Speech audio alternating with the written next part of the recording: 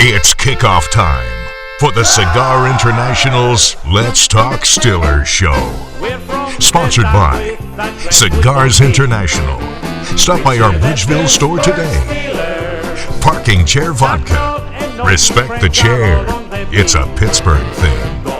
Forest Lodge and Campground. Cooks Forest, PA. Your adventure starts here. Visit Canton, Ohio. Red Fox Winery and Lounge. Let's talk Stil'rs. Hello up, Stil'rs Nation. It's Tank and Mike from the Cigars International here in Bridgeville, Pennsylvania. The quarterback's sick, so the lineman's got a block for him this week. So if he sounds a little raspy, that's because he's been calling plays for North Catholic Trojans. Great season, Joey Felitsky. Mike, first, well, we got to tell the fans, look, we film on Tuesdays, show airs Sunday mornings. We had no idea who's stepping under that center today in Chicago to play quarterback. Mike, they Novocaine you if you're hurting, right, for Rodgers? Yeah, you got time. There's been multiple times throughout your career where if you're banged up, you're injured, you're not practicing, Wednesday, Thursday, Friday, and they'll reevaluate Saturday. In some cases, if you start to move around decent, they'll game day test you out on Sunday before the pregame warm-ups. And as long as you're staying mentally engaged, especially at the quarterback position, and with a guy like Aaron Rodgers with his knowledge of the thing, I wouldn't be surprised if they were able to fix that up or at least brace it some way. He's playing. Listen, look, I don't know what's going to happen, but it's a non-throwing hand. He's playing. He's old school, and it's his non-throwing hand. Jack Youngblood took duct tape and put a femur back into playing a Super Bowl. Aaron Rodgers is playing. I want to talk about the victory over the Kitty Cats of Cincinnati. Mike, a lot of what I call no-name guys stepped up to win a game. You got to have the guys step up, the guys you forget about all the time, like your offensive line. I ain't talking about Broderick Jones, but I want to talk about Zach Frazier. I want to talk about McCormick. I want to talk about big Chris Fontenot over there on the right side of that line, Mike. These guys are some of the best center, right guard, right tackles in the game right now. I love what they're doing. Unbelievable, the speed of both Chris and Zach at their position. I've seen Zach move to the second level immediately and get on linebackers. Chris is playing great on that right side. McCormick is a pleasant surprise. I love the right side of the line. They're opening up the A gap, the B gap. You're seeing those running backs blow through some great holes. Well, you look at the ebb and flow of the game, and it was just a little bit more style Pittsburgh Steelers football. The last game got into that little bit of a shootout, ball being thrown all over the field, and that's not really who the Steelers want to be. They want to be that physical brand, get the run game going, pound the rock, and look at Kenneth Gainwell stepped up and had a big game as well. Yeah, absolutely. More no-names, even though he's not a no-name, and he's becoming, a fan favorite because we love outside line jackers here in Pittsburgh. Going back to Greg Lloyd, one of my favorites, Kevin Green, God bless his soul. Nick Herbig is filling in that traditional outside linebacker position that we love in Pittsburgh, going back to Dick LeBeau's Blitzburgh defenses. 6.5 sacks on the year. Interception. He is a tour de force when he's on the field. And when you look at Highsmith with the continued injuries, it's good to have a Nick Herbig there that could get pressure on a quarterback. And again, he fits right into the Steelers defense, what they want to do. You look historically at the Steelers, always have those outside linebackers, like you said, Greg Lloyd, Kevin Green, all the way back, Joey Porter, Jason Gilden. He broke my foot, for God's sakes. But anyway, shame on you, Jason, for breaking Mike's foot. Bud Dupree, he's off now. And it's just constantly reloading at that position. And it's huge. It's a great job at the management and the scouting department to consistently bring in those guys that fit the style of the Pittsburgh Steelers football. Yeah, and I love the outside linebacker position. It's almost like that organization going back for years. I enjoyed the 90s run when Kevin Green was there and Greg Lloyd. It's almost like the organization says, let's let's find 2 outside rushers. So kudos to Nick Herbig. Mike, you've heard me talking for the last 2 seasons. I didn't understand why Matt Canada's a moron and an idiot. You're going backwards. Why? Hold on. I always go backwards. Those who do not remember the past are doomed to relive it. You heard me talk about Matt Canada not using him. You heard me last year about Arthur Smith not using him. Finally, somebody down there in the south side figured out that Darnell Washington was a weapon. This is the game I've been waiting for, because I'm telling you, I told you, he could catch the ball. If he's 270, I'm 302. There ain't no way he's 270. I've stood beside the man. He's 310. He moves like, well, I don't know what he exactly moves. Molten lava. Everybody's looking for a nickname. He's a bulldozer to me. If you had a tight end with him when you were playing for the Lions or Eagles, would he have been a go-to tight end? He's a big boy. You know, obviously he's not going to go stretching the field the way some of these younger, more athletic guys are. However, he blows the field apart like a bowling ball. But however, when he does catch those, short range to intermediate footballs, and he gets past those linebackers, and now the secondary has to come up and make a tackle on him. They don't want to. They're shying away, and they're that big, and they're playing a guy that's he's a moving mountain. He's a bulldozer of a man. He's the Shaq of the NFL. That's what he is. Oh, I like that. I like that analogy. But amazing, it took 2 seasons for the people down on the south side to figure out. But again, a lot of times it takes some time for some player to mature a little bit, understand. He had hands coming out of Georgia. You can go to the Georgia tape. He'll catch anything. Look, he was a known commodity.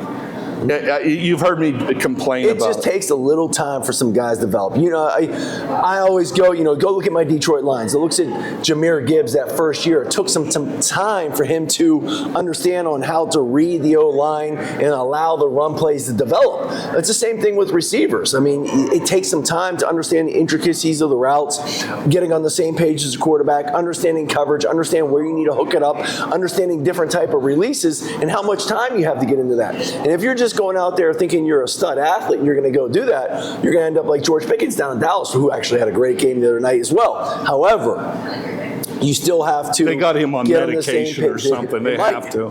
Hey, a smart move then. Hey, look, you know who really needed to step up? Now, he's not exactly a no-name. He's been around a couple seasons. James Pierre came into his own against the Cincinnati Kitty Cats. Mike, I love the way he played. Joey Porter decided to leave his hands in his pockets this week. He wasn't too grabby, which I was expecting. But when you look at the guys who stepped up this week, the right side of the offensive line, Nick Herbig, Mount Washington, the bulldozer, James Pierre, Kenneth Gainwell. They all get a big salute. Then you bring in Cal Duggar. The Patriots absolutely have to be, if the Steelers stumble ass backwards into these playoffs and come against the Patriots in round 1, they're going to lament Mike giving up Cal Duggar. This guy's a baller, and you combine him with Ramsey at safety. I love what's going on at safety. Well, you saw what they did, early in the game. They were doubling.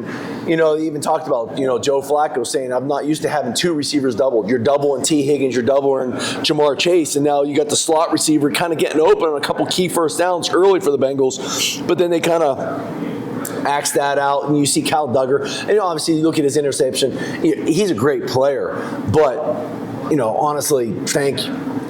You could have intercepted that. It was kind of like, I'm sitting here, Flacco turned, was feeling the pressure, what was he out, looking was late at? to him. And that happens. You kind of lose, you're looking at the defense. You know where your receivers are supposed to be.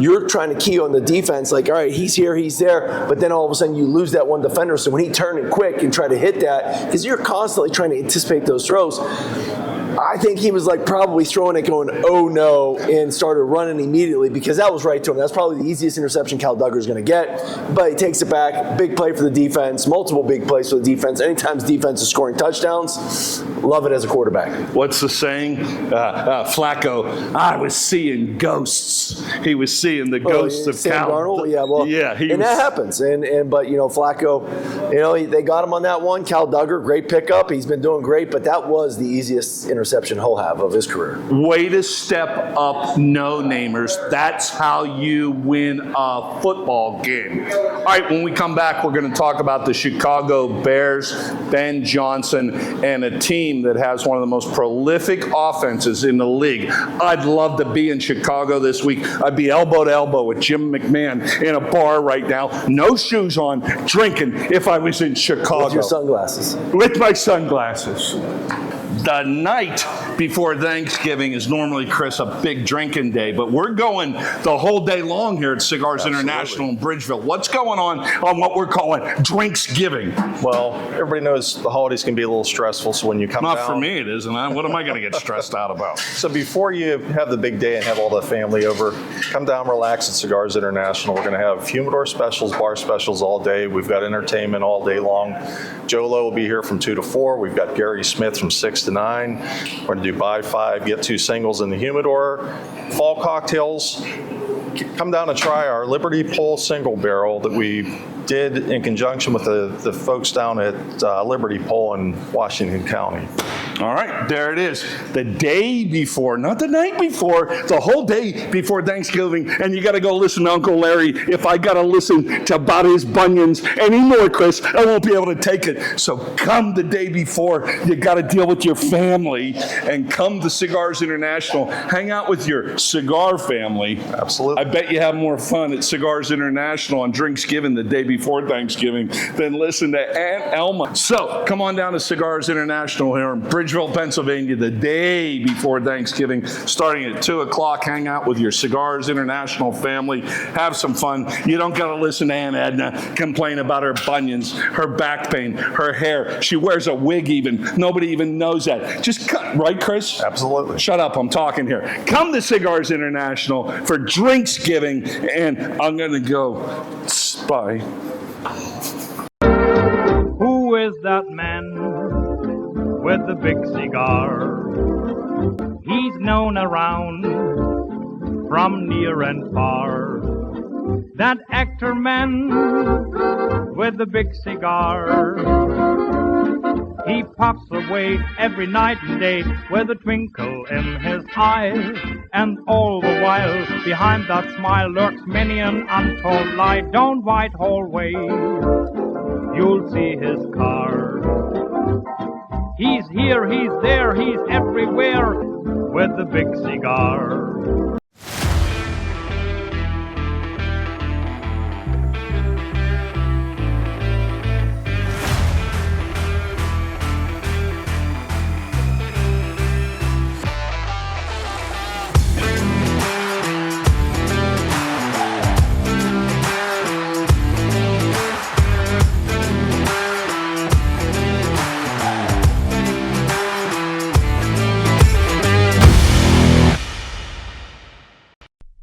Parking chair vodka. Respect the chair. It's a Pittsburgh thing.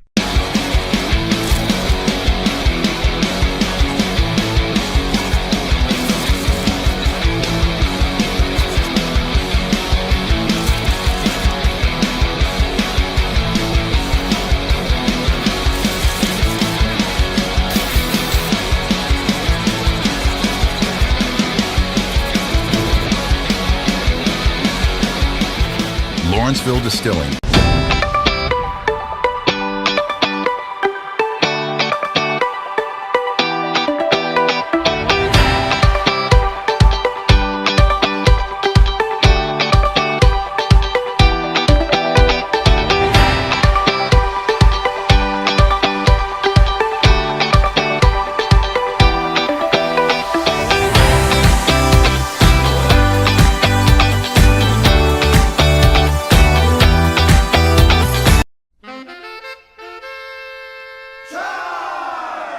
Let's talk Steelers. Hey, it's time for this week's Parking Chair Vodka Shot of the Week. Give me a second here.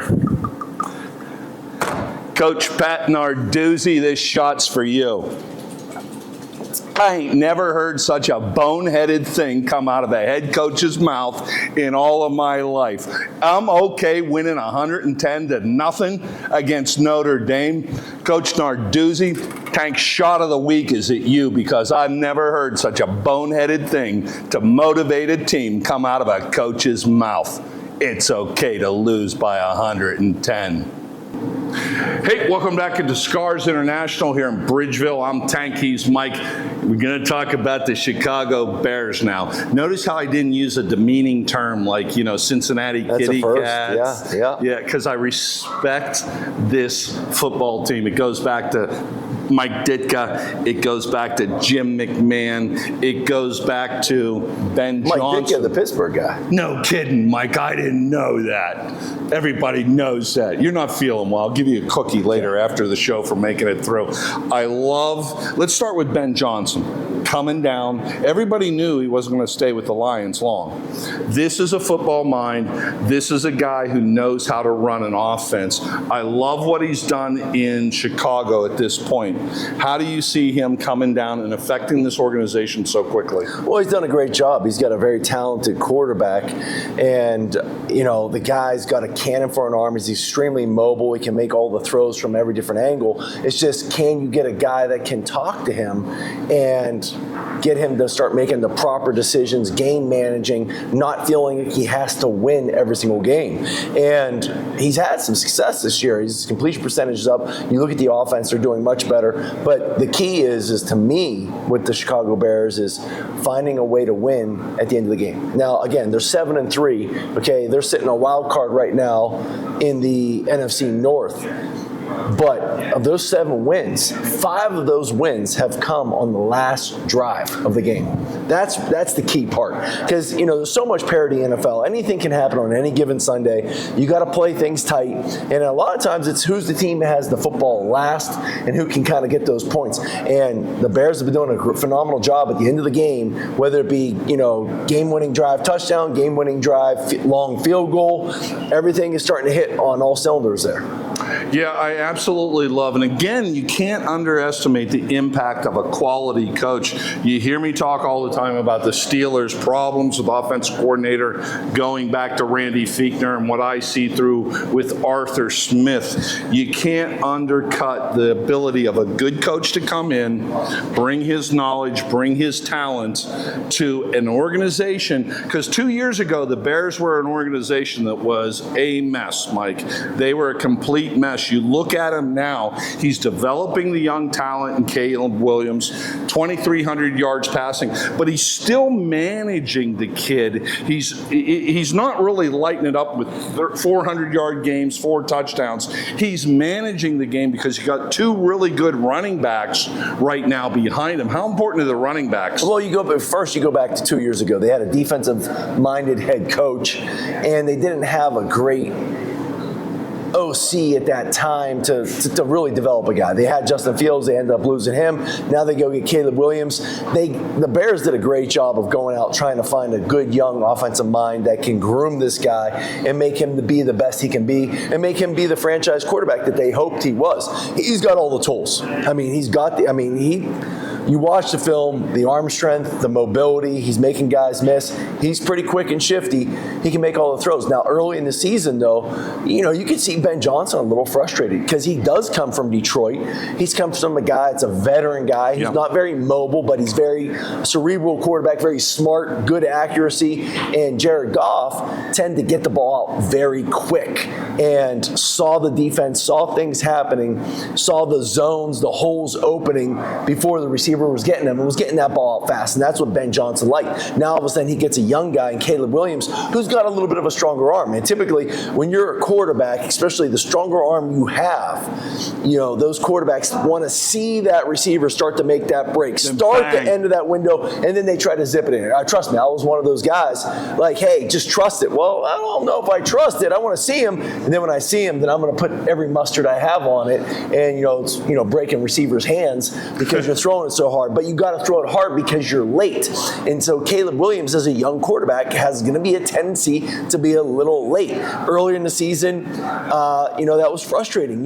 Ben Johnson even said he had to adjust to his play style. And also, again, Jared Goff was that guy that can see things happening before they're happening, get that ball out fast. But Jared Goff, when things broke down, it's not going to be the guy that's going to make some tackles, make someone miss, run around, extend the play, and get the play two. They always say, 2 plays in the NFL. Actually, 3 plays, because they'll call one, hey, kill, can. They check, alert at the line of scrimmage. But then once that play happens, stuff breaks down. A receiver gets jammed, he gets held, he falls down. Hey, someone gets through on the O-line. Now they always tell the quarterback, start the second play, which is, hey, buy some time, get outside the pocket, either burn it, throw it away, get as much as you can and get back to the line of scrimmage, or keep your eyes downfield and make a big play. Because a lot of times, that's when the big plays happen. The quarterback gets outside the pocket, make the big play happen. He's got enough speed, enough quickness to run around back there, keep his eyes downfield, and then he's got the arm strength in case he does get a little late with the ball to throw it 75, 80 yards downfield. So he is a dangerous weapon, and now you can see them starting to gel. Ben Johnson's adjusting his play calling from the past 3 years being with Jared Goff. This is my weapon. This is, before, I had, this guy, he couldn't do this, maybe, you look at like Jared Goff's like, maybe he's a shotgun, just boom, and that's it. Where Caleb Williams, he's got all these other things. He's a machine gun, but he's going to spray it all around a little bit. And so you got to get some used to that every once in a while. And I think that's, now that they are getting to it, you're seeing them string some wins together, especially late in games. Can you imagine where they're going to be in year 3 and 4 with their relationship? And then they're doing a phenomenal job. So they go out and they get DeAndre Swift. Okay, DeAndre Swift was with Ben Johnson with the Lions, prior, before they had David Montgomery and Jahmyr Gibbs. So Ben Johnson knows what DeAndre Swift can do and brings him. Then they go out and they get the other guy, Cal Monangai from Rutgers. The Mongoose. He is the, so he's, so Ben Johnson's looking at his DeAndre Swift as his Jahmyr Gibbs. He's looking at his Monangai as his David Montgomery. So he's got that two-headed monster. They go out and they get Rome Odunze. And now Rome Odunze, I saw him in person earlier in the year back at the Lions Alumni Weekend. Saw him I didn't realize how big he was. Is he? Number 15. I mean, number 15. Huge. Remember his DJ name Moore. today. DJ Moore is a proven veteran. He can come out of the backfield. They've given him some handoffs this year. He's even thrown a touchdown back to Caleb Williams. So he's creative with that offense. You have to be ready for a trick play at any moment with Ben Johnson. And they're building those weapons. And then last but not least, they got Colston Loveland, that new tight end, the rookie. I mean, he's phenomenal. And he's tearing it up. They got 2 good tight ends now. That's what scares me. This matchup is ultimately going to go the way I see it, Mike. The Bears offense against your Steelers defense. The Bears have no defense, as it were. They got Byard back there playing safety. He's having a Pro Bowl season. But other than that, they're 27th in the league. I expect your Steelers to be able to light up.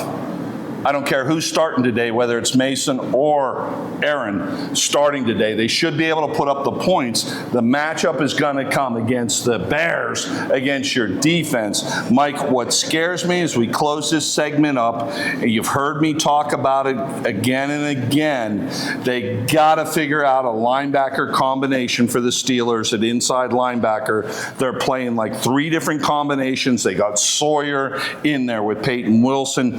I'm telling you, Patrick Queen is a liability on this defense. I saw a tight end run right across him this week, and he went, oh, there he goes. And he made a catch. All right, when we come back in the next segment, I may do something fun like play with a penguin. Who is that man with the big cigar? He's known around from near and far. That actor man with the big cigar. He puffs away every night and day with a twinkle in his eye. And all the while behind that smile lurks many an untold lie. Down Whitehall Way you'll see his car. He's here, he's there, he's everywhere with the big cigar.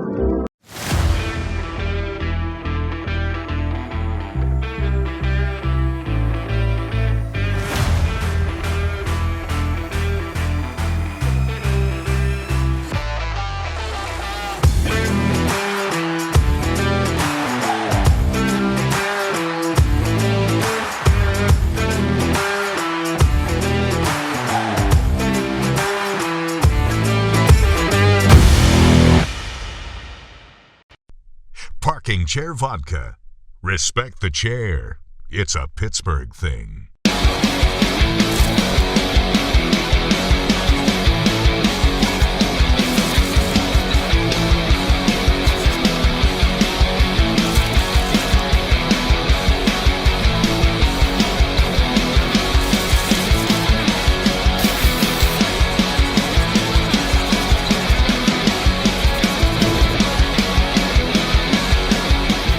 Lawrenceville Distilling.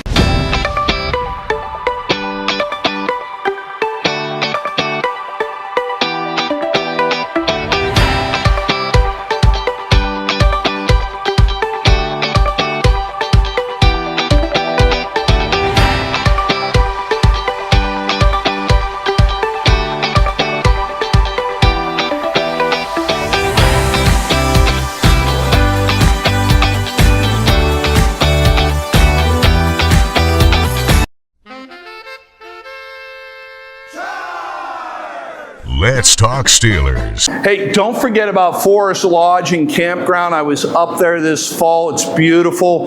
Go north of Pittsburgh, Cook's Forest. You're going to love it up there. You can drink beer and talk Stil'rs all day long around the beautiful fire pits at Forest Lodge and Campground. Hey, welcome back to Let's Talk Stil'rs from Cigars International here in Bridgeville. Don't forget the day before. You love going out the day before Thanksgiving, right? They call it Drinksgiving anymore. There's a big party here on Wednesday, November 26th here at Cigars International. It's all day long. So if you love cigars, if you love laughing, because the next day you got to go listen to Aunt Matilda complain about her bunions and say that the soup is good when the soup is bad. Come to Cigars International for your peace of mind, which should carry into Thanksgiving Day. All right, back to keys to victory for the Stil'rs in Chicago. Man, I wish I was there for this game.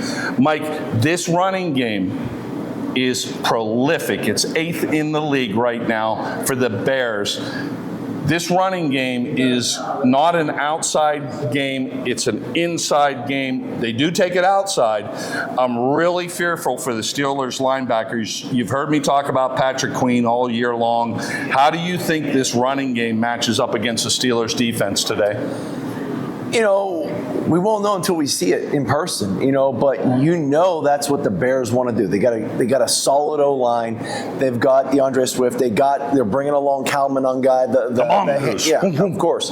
And even working DJ Moore. So what they want to do is they want to run the football, because even though Caleb Williams is in year 2, he's still developing. He's also in year 1 with Ben Johnson. So you don't want to put the game completely on him, because if you do, now all of a sudden the Stil'rs can kind of dial up whatever pressures they want, whatever funky coverages they want, confuse a young quarterback, and then all of a sudden the game can get out of hand. Oh. So what you got to do with a team like this, is you want to establish a run, rely on that run, and force teams to come up and stop it. So now you get the one-on-ones with your Rome Odunze or your DJ Moore, and then you get the play-action pass with Colston Loveland as well off that. So and then the second Cole Kmet. So they've got 2 good tight ends. They've got 2 good running backs. They've got 2 good receivers. They got a great quarterback and a strong O-line.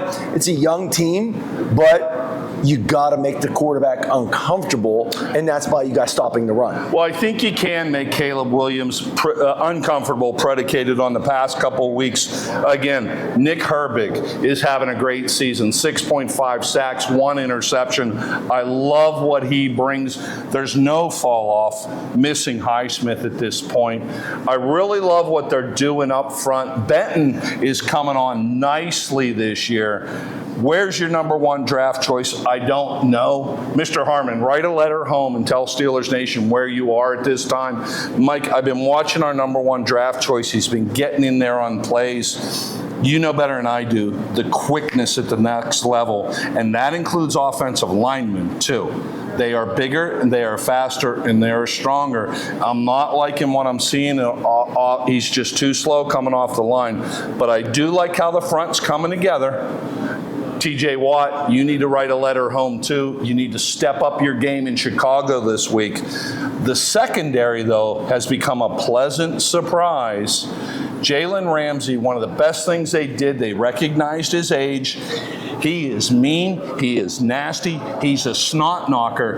And for you folks that don't know, that's what you want out of your safeties. When you think safety, think Ronnie Lott, who cut his finger off to play in a Super Bowl. God rest his soul. They call me Assassin.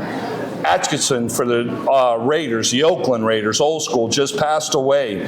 Safeties knock people out. Well, and that's what Ramsey brings to the game. Yeah, and the other thing Ramsey will do is he's not going to take any spit off of another receiver.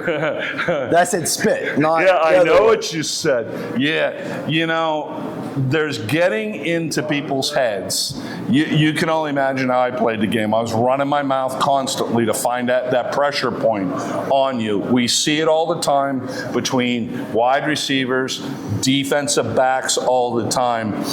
Old school football, that stuff happened all the time. Those two positions are the two most fragile positions. Mentally, diva? Divas. Listen, they're great players, they're great athletes, and they've got big egos. But the thing is and honestly, you can't blame them, because to play corner in the NFL or safety or DB and play receiver in the NFL, you kind of have to have a little bit of an ego. You have to have that little swagger to yourself. You better. You got to have that alter ego. I played with Brian Dawkins when he was in Philly. I mean, he had 2 lockers in the Philadelphia Eagles locker room. He had Brian Dawkins, and then he had his football pads hanging up and all that stuff, and his Weapon X. And that was his alter ego. And he was a great teammate, great player, very, very faithful guy. You played with another diva, but by the name of Owens. Well, again, and there was Terrell, and there was T.O. And T.O. had his alter ego. That was T.O. But Terrell was a great teammate, great hard worker. Love both of those guys. Brian Dawkins, never heard him say a swear word. He was a born-again Christian, very good with his mouth. He said dog it a lot, but I like that one. But he had his alter ego, Weapon X. Terrell Owens had his alter ego, T.O. And you even look at Justin Jefferson. He's got Jets. All these guys, they've got these egos, and they're gonna, a little thing here and there, you can set them off. It's hard. You got to be smart, but at the same time, everyone's watching that game. You sit there and you say, Jalen Ramsey, how dumb can you be? But I will say this, if someone spit on me, I probably would have reacted the same way Jalen Ramsey did. I'd be standing outside the locker room in the tunnel waiting for you if you spit on me. I've got a ton of respect for him, and honestly, I think the entire team and Coach Tom, I'm sure they probably were like, all right, now that we see the video, you got a point. Yeah. All right, so I love this game. This is old school football, NFC versus the AFC, the Bears versus the Steelers. I think your Steelers offense, regardless who starts at quarterback today, goes into Chicago against the 27th ranked defense in the league in the Bears. I think we put up points. The matchup's going to be our defense. Can they play like they did against the Chargers and put little Mr. Williams and your good friend Ben Johnson there in a box and taking the victory out of the Chi-Town? All right, I'm Tank. He's Mike for Let's Talk Steelers. Please come to Cigars International, Bridgeville, Pennsylvania, anytime to get a drink, something to eat, or a cigar, or come find me and give me a ride home on Wednesday, November 26th, because about 10 o'clock that night, I'm going to be going, hey, can you give me a ride over in Mount Lebanon? Can you quit spitting on me? I didn't spit on you. I'll meet you outside in the tunnel, McMahon. Who is that man with the big cigar? He's known around from near and far. That actor man with the big cigar. He pops away every night and day with a twinkle in his eye. And all the while, behind that smile lurks many an untold lie. Down Whitehall Way, you'll see his car. He's here, he's there, he's everywhere with the big cigar.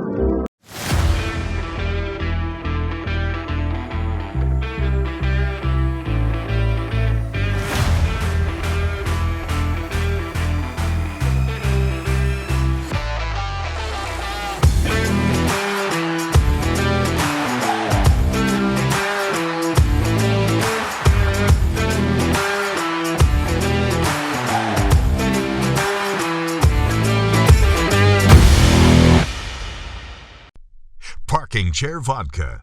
Respect the chair. It's a Pittsburgh thing.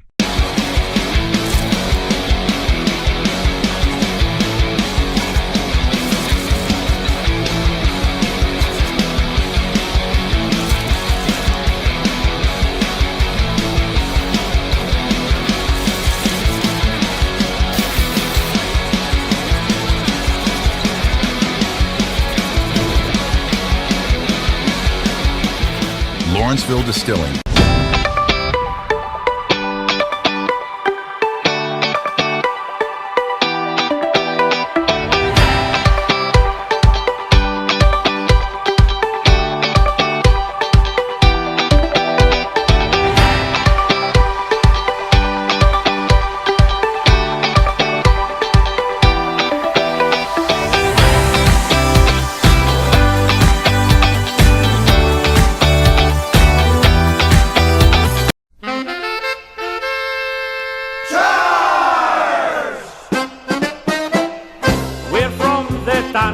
that great football team. We cheer the Pittsburgh Stil'rs. Chuck Noll and all his friends are all on the team. Go out and get